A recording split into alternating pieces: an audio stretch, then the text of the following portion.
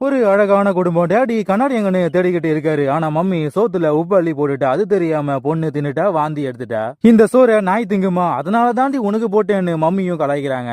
ஆனா தம்பி இன்னும் கொஞ்சம் அவளுக்கு உப்பா போடுங்கன்னு அக்காவையே கலாய்க்கிறான். டாடி மம்மிக்கு வெட்டிங் டே, அதனால பசங்களை அம்போன்னு விட்டுட்டு இவங்க மட்டும் நல்ல சோறு சாப்பிட ஹோட்டலுக்கு போயிட்டாங்க.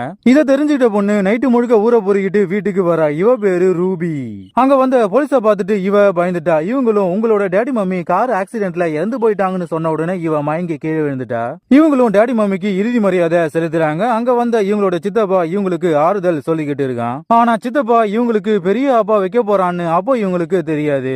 ரூபியும் இனிமே என்ன பண்ண போறேன்னு முயற்சிக்கிட்டு இருக்கு. அப்போ இவ மம்மியோட தம்பி அங்க வந்து என் வீட்டுக்கு வான்னு கூப்பிடுறான். ஆனா ரூபி இவ்வளவு வருஷத்துல ஒரு நாள் கூட நீங்க எங்களை வந்து பார்த்ததே இல்ல, அதனால உங்களோட உதவி எங்களுக்கு வேண்டான்னு மூஞ்சில அடிச்சா மாதிரியே சொல்லிட்டு ஓடியே போயிட்டா. இவங்களோட குடும்ப வைக்கல ரூபியை கூப்பிட்டு நீ பணத்தை பத்தி கவலையப்படாத, ஆனா உனக்கு 18 வயசு கூட ஆகல, அதனால உங்களை கவனிக்க ஒரு கார்டியன் வேணும். அங்க வந்த சித்தப்பாவை சித்தியும் இனிமே நீங்க எங்களோட பசங்கன்னு இவனோட வீட்டுக்கு இவங்களை கூப்பிடுறான். ரூபியும் வேற வழி இல்லாம பொட்டி படிக்க பேக் பண்ணிக்கிட்டு சித்தப்பாவோட வீட்டுக்கு வர. இவ்வளவு பெரிய வீடான்னு இவ அசந்து போயிட்டா. சித்தப்பா பேரு ஜானு, அவன் கார் கம்பெனியை வச்சு நடத்துறான். சித்திகாரி ஒரு டாக்டர். பசங்களுக்கு சோற போட்டுட்டு உங்க வீட்டுல இருக்கிற மாதிரியே இங்கேயே இருக்கலான்னு பசங்க கிட்ட நல்லாவே நடிக்கிறாங்க. சித்தப்பாங்காரன் இவங்களுக்கு தனித்தனி ரூமை கொடுப்பான்னு பார்த்தா ஒரே ரூமை கொடுத்துட்டான். பசங்களும் கடுப்பாயிட்டாங்க. அக்காக்காரியும் தம்பி தூங்கின பேருக்கு சொக்காவா மாத்துறா. ஆனா அவன் தூங்கவே இல்ல. இவளும் வெளியே ஓடி வந்து சொக்காவா மாத்துறா. ஆனா மேல இருந்து யாரோ என்ன பாக்குறாங்கன்னு நினைச்சு பட்டன் கூட போடாம ஓடியே போயிட்டா. ஆனா அங்க இருந்தது சித்தப்பா. ரூபி வேற ஸ்கூல்ல ஜாயின் பண்ணிட்டா. இந்த இடம் இவளுக்கு பிடிக்கவே இல்ல. வீட்டுக்கு வந்த ரூபிய சித்திகாரி கூப்பிட்டு கொஞ்ச நாளைக்கு வேலைக்காரி வரமாட்டா, எனக்கு பாத்திர கழுவ தெரியாது, இனிமே இந்த வேலையெல்லாம் நீ தான் செய்யணும்னு ஆர்டர் போட்டுக்கிட்டு இருக்க. இதை கேட்ட ரூபியும் இவ என்ன வேலைக்காரியாவே ஆக்கிட்டாளேன்னு இவ நினைக்கிறா. அன்னைக்கு நைட்டு ரூபி கனவுல மம்மிய பார்த்து முழிச்சுக்கிட்டா. இவளுக்கு தூக்கம் வரல. உடனே நீச்சல் குளத்துல குளிக்கிறா. இத சித்தப்பங்காரன் பாத்துட்டான். இவ ஜட்டியோட நிக்கிறா. இவன் பாக்குறான். அவளும் மறைக்கிறா. இவனும் டவல் எடுத்து கொடுக்குறான். நைட்டுல குளிக்க கூடாதுன்னு வார்னிங் கொடுக்குறான். மறுநாள் ரூபி சித்தப்பா சித்திக்கு சமைச்சு போடுறா. இவளை படிக்க விடாம சமையல்காரியாவே ஆக்கிட்டாங்க.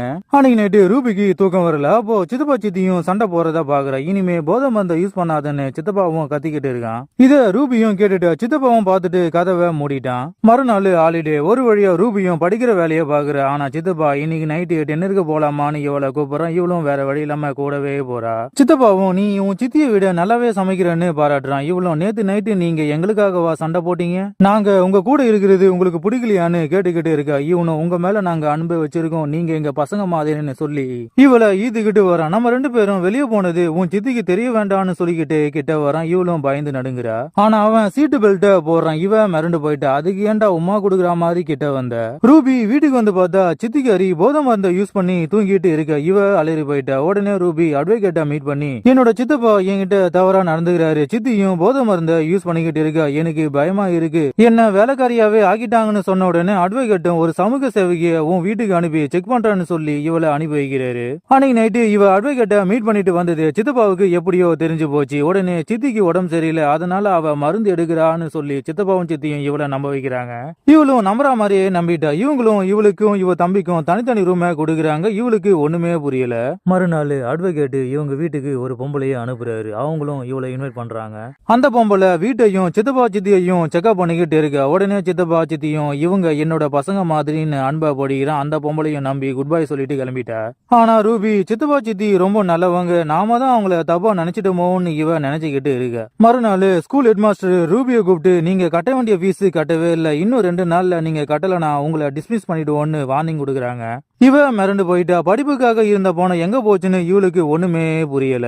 அன்னைக்கு நேற்று சித்தப்பாங்காரன் யாருக்கோ கால் பண்ணி கூடிய சீக்கிரமே உங்க கடனை அடைச்சிடறேன், என்கிட்ட $30,000 இருக்கு, அதை இப்பவே தரேன்னு கத்திக்கிட்டு இருக்கான். இத ரூபியும் ஒட்டுக்கு அடிக்கிட்டு இருக்கா. ஸ்கூல் ஃபீஸ் ஆட்டையை போடுது சித்தப்பாங்காரன் தான் இவளுக்கு இப்பதான் புரியுது. உடனே ரூபி டேடி மம்மிக்கு என்ன ஆச்சுன்னு கண்டுபிடிக்கிறா. அப்போ இவ டேடி மம்மி டிராவல் பண்ண காரு சித்தப்பாவோட காரு. இவன் தான் என்னோட டேடி மம்மிய கொண்டிருப்பானோன்னு இவ பயந்தே போயிட்டா. உடனே தம்பியை எழுப்பி இனிமே இந்த வீட்டுல இருக்க கூடாதுன்னு கிளப்புறான். ஆனா தம்பிக்காரன் நான் வரமாட்டேன்னு அடம்பிடிக்கிறான். இவளும் சித்தப்பா சித்தி நல்லவங்க இல்லன்னு சொல்லியும் இவன் நம்பவே இல்ல. அப்போ இவங்க போலீஸ் கிட்ட மாட்டிக்கிட்டாங்க.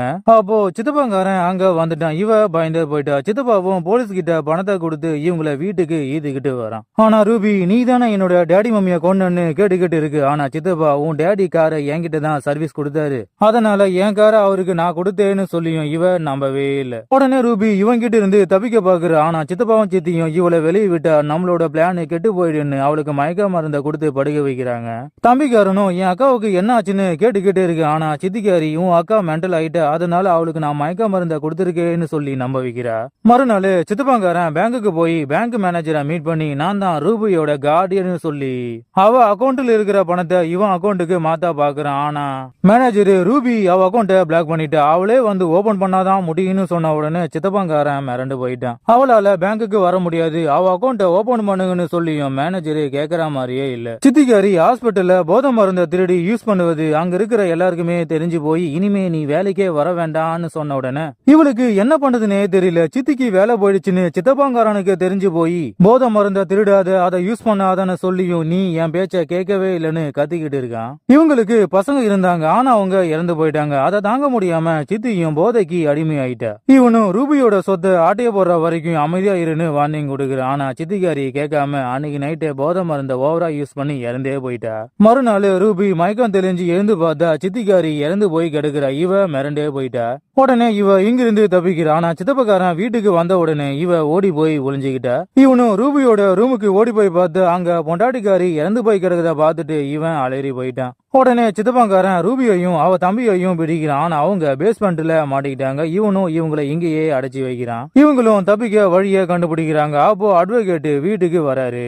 ரூபி எங்கன்னு கேட்டுக்கிட்டு இருக்காரு. இவனும் அவ ஸ்கூலுக்கு போயிருக்கான்னு சொல்லி சமாளிக்கிறான். ஆனா அட்வொகேட் நீ ரூபியோட பணத்தை ஆட்டைய போட்டது, அவ அக்கௌண்ட்ல இருக்கிற பணத்தை உன் அக்கௌண்ட்டுக்கு மாத்த பார்த்தது எல்லாமே எனக்கு தெரிஞ்சு போச்சுன்னு சொன்ன உடனே சித்தப்பாங்காரனும் மிரண்டு போயிட்டான். அப்போ இவனுக்கு கடன் கொடுத்த கடன்காரானுங்க அங்க வந்து இவன்கிட்ட கடனை கேட்டு இவனை தொல்லை பண்ணிக்கிட்டு இருக்கானுங்க.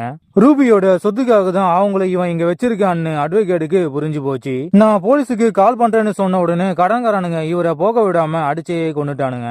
இத ரூபியும் அவளோட தம்பியும் பாத்துக்கிட்டு இருக்காங்க. தப்பிக்க வழிய கண்டுபிடிக்கிறாங்க.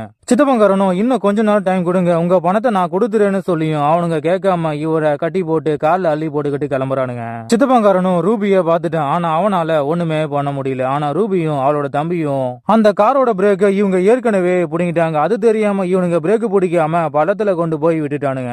அக்காவும் தம்பியும் அங்கிருந்து தப்பிச்சு நடு ரோட்ல நடந்து வந்துகிட்டு இருக்காங்க. அப்போ அங்க வந்த போலீஸ்காரன் உங்களுக்கு லிப்ட் வேணுமான்னு கேக்குறான். இவங்களும் அவன் கூடயே போறாங்க. அப்போ காரு பள்ளத்தாக்குல மாட்டிக்கிட்டு இருக்கிறத போலீஸ்காரன் பார்த்துட்டு அங்க போய் அதை செக் பண்ணிக்கிட்டு இருக்கான். அப்போ பள்ளத்துல இருந்து எழுந்து சித்தப்பாங்காரன் அங்க வரான். இதை பார்த்த ரூபியும் அவ தம்பியும் மிரண்டே போயிட்டாங்க. இவங்களும் போலீஸ கூப்பிட்டுக்கிட்டு இருக்காங்க. ஆனா அவன் பள்ளத்தாக்குல இருப்பதில் இவங்க கூப்பிடுறது அவன் காதுக்கு கேட்கவே இல்ல. உடனே ரூபி இவனை உயிரோடவே விடக்கூடாதுன்னு போலீஸ்காரோட காரை எடுத்து அவன் மேல மோதி அவனை கொன்னுட்டா. கொஞ்ச நாள் கழிச்சு ரூபியும் அவளோட தம்பியும் இவங்களோட டேடி மம்மிக்கு மரியாதை செலுத்துறாங்க. இப்போ இவங்க அங்கிளோட இருக்காங்க. அப்படியே படத்தை முடிக்கிறாங்க. நன்றி, வணக்கம்.